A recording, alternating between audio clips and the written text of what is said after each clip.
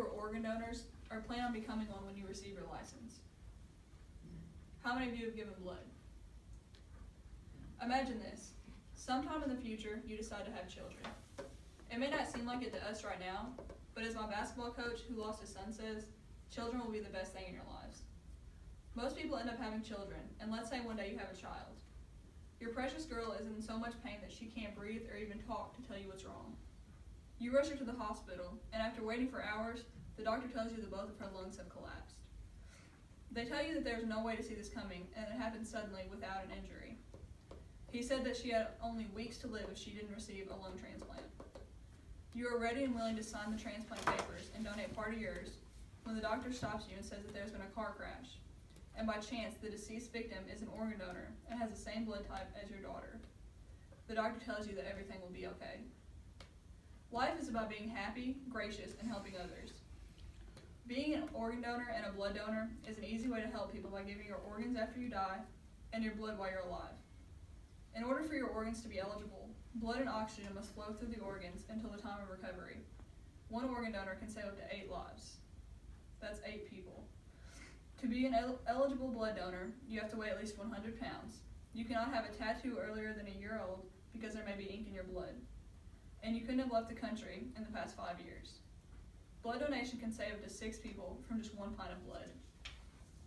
If you are alive, you can also donate organs such as a partial liver, lung, and eye and tissue.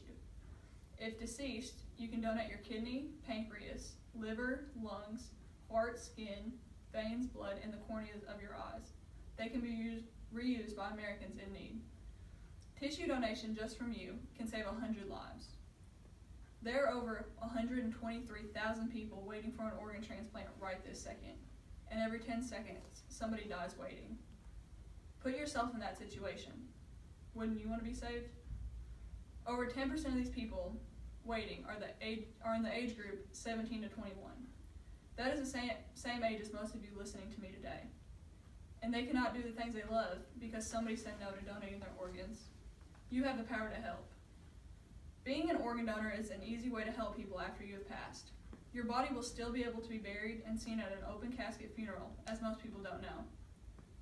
Donating your organs will allow your family to grieve peacefully, knowing that their loss has helped save other people's lives, and a part of their loss will continue living.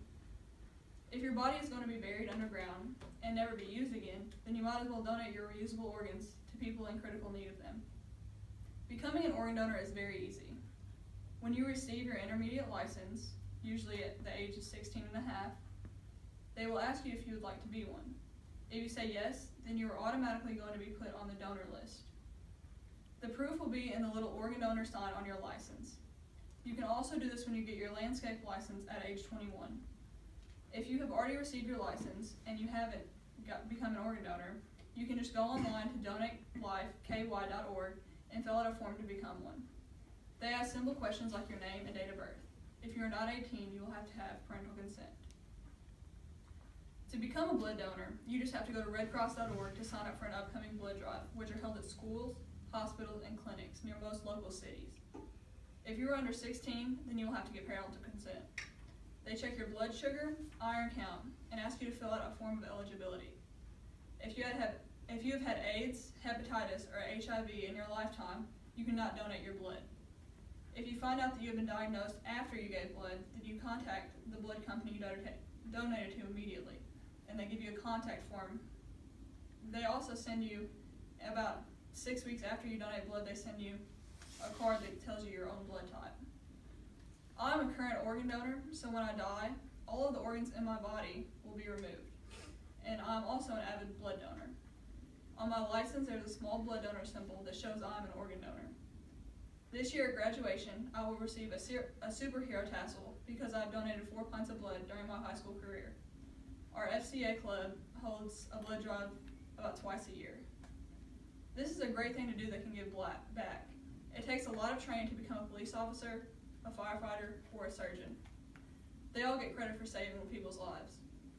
But here I will give you an easy way to become a hero to someone. Everyone wants to leave their mark when they die, and donating your blood and organs will not be unnoticed. They help save people's